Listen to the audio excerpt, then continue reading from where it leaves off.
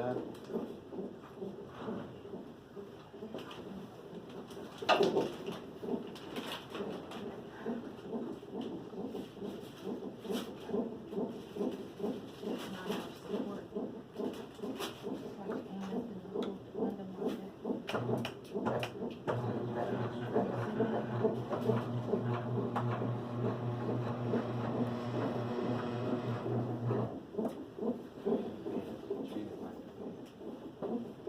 Just done.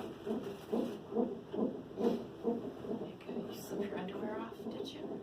Oh. It's hard to check you with your underwear. It's okay.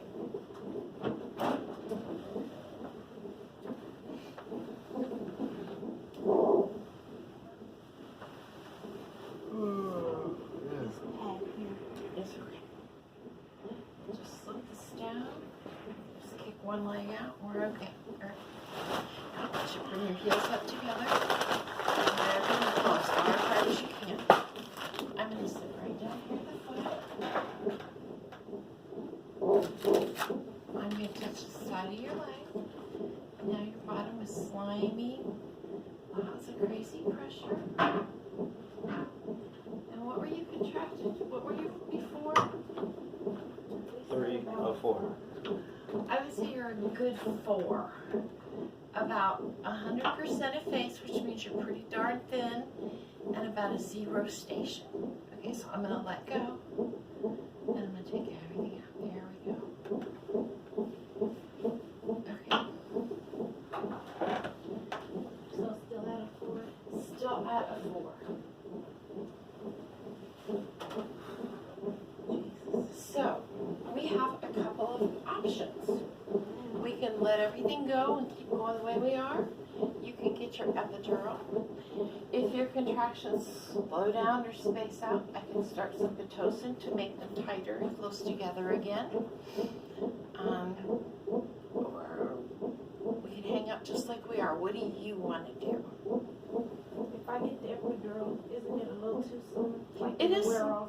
It does not wear off. It runs on that machine that I talked about, like an IV pump, until you deliver. It doesn't wear off. Once you get the epidural, will things get more intense? They probably will. And if they space out and slow down, that's when I start the Pitocin to make them tighter and stronger.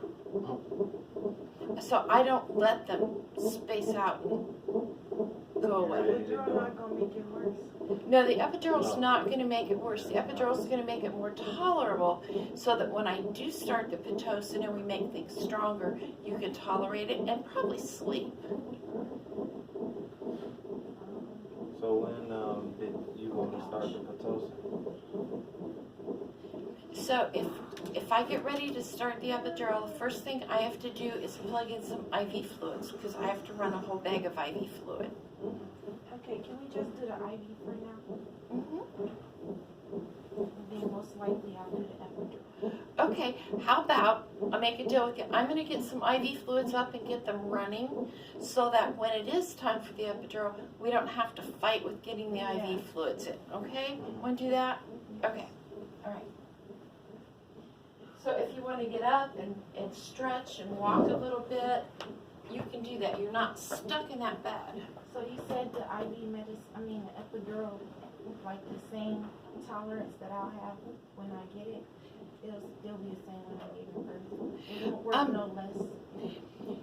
Okay, it's a different kind of pain when you give birth because the baby's coming down lower. And the first sign for me that you're getting close to giving birth is you're going to call me in here and say, this isn't working anymore. I feel pressure in my butt. I feel it down low. I feel like I have to poop.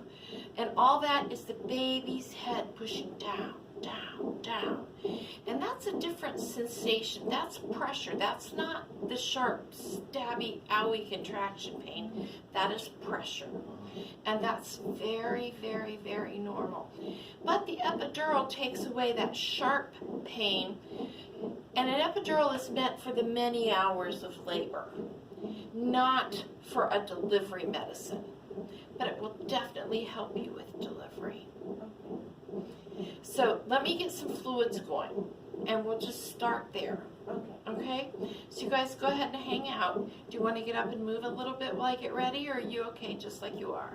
I'm okay for now. Okay. All right. I'm just these contractions. I'm trying to get used to. Okay. No, you're good. You're okay, hon.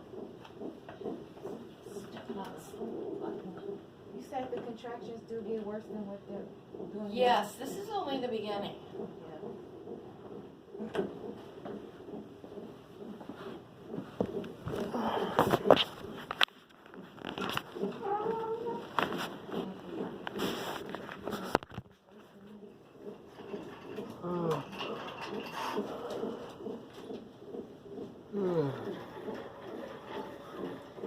So this little pump right here, this is the one the epidural runs on. This is the one the IV fluids run on. So, And that's to keep me hydrated, right? yes, you will get lots and lots of fluids. Yes, absolutely.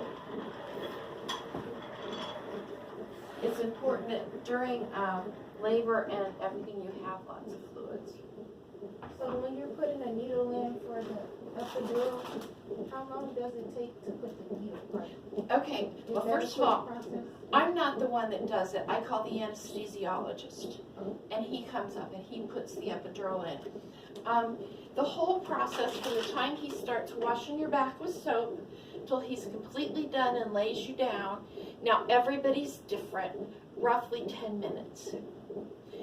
It is the exact same thing as that IV, exactly. Just started in a different place. And the guys are really, really good at it. So the part where they stick the big needle, Uh-huh. does that part take 15 minutes? No. From the time they start washing your back, then he pokes around with his finger, injects a numbing medicine, and most people will tell you the numbing medicine is the worst part because, ouch, it feels like a bee sting. It's the lidocaine. But once it numbs everything, then you feel them pushing, pulling, but you don't feel that sharp, stabby pain.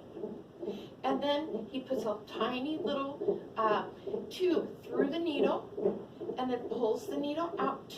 And the only thing that's left in there is a plastic tube that is taped up your back, just like that one's taped on your arm. Yeah, I'm just trying to mentally prepare for it. Because Okay. I know you can't move when you get it. Oh, you're Trying able be to move. still.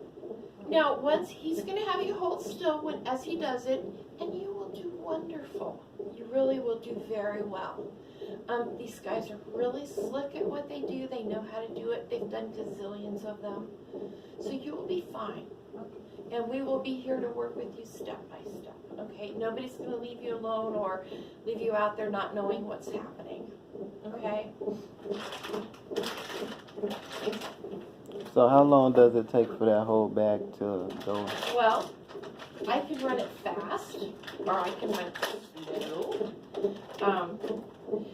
See that plastic thing there? That's called a pressure bag. And what that does is it squeezes this bag to make it go in really fast.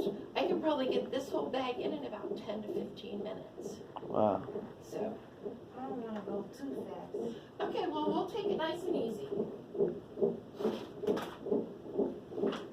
Not too fast. Still trying to process this whole situation. Okay, all right, take your time.